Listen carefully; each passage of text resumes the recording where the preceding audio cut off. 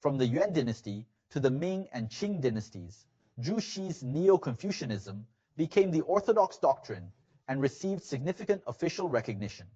After the 13th century, it spread overseas, influencing countries such as Japan and Korea.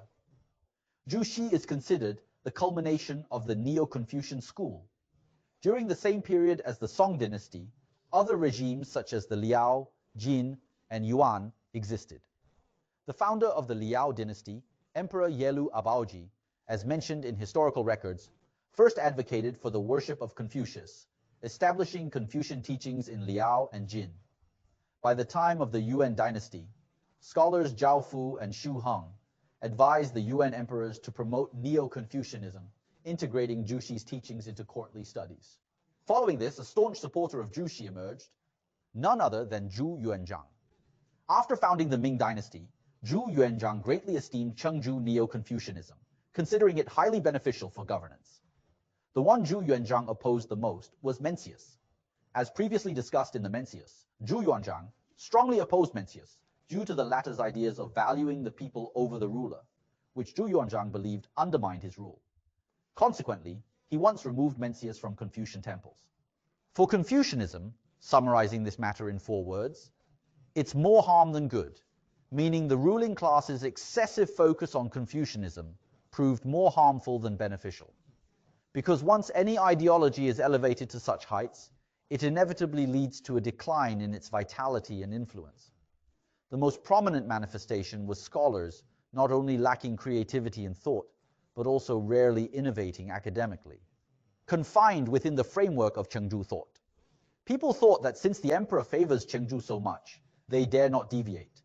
Everything they produce must adhere to Yichuan or Mingdao, and if not, Zhu Xi. Hence, renowned Confucian scholars like Song Lian, Fang Xiaoru, Chao Duan, Xue Xuan, Wu Yubi, and Hu Zhuren in the early Ming dynasty, though well known, made minimal contributions to thought and academic progress. During this period, while the court advocated for Neo-Confucianism, there was dissent among the common people, as there had been since the Qin and Han dynasties. At this time, a current favoring the school of the mind emerged among the populace. Because it was vivid, while Neo-Confucianism was too rigid and formalized.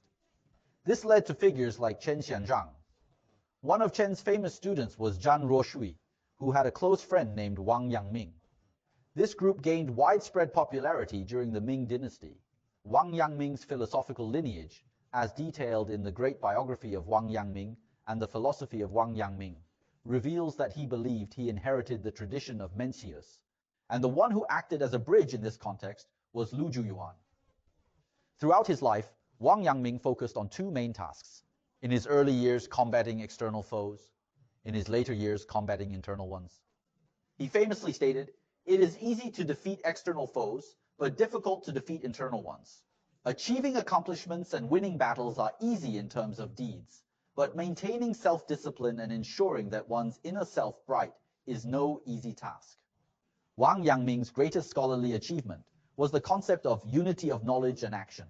Does knowledge come before action, or does knowledge come before action? Wang Yangming said that knowledge and action are united. He posited that true understanding leads directly to action, and genuine action reflects true understanding. They are inseparable.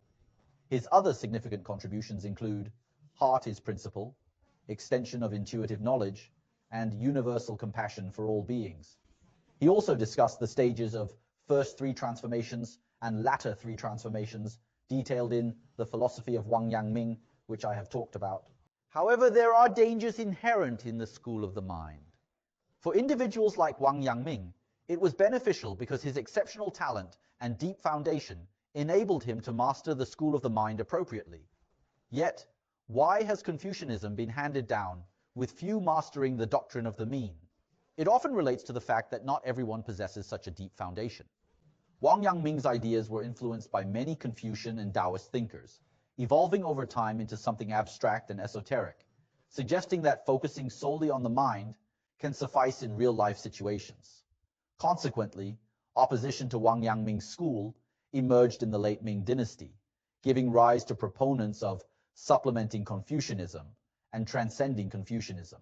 Their viewpoint advocated a return to earlier Confucian practices, emphasizing external cultivation rather than exclusive focus on internal introspection, which many found impossible to grasp.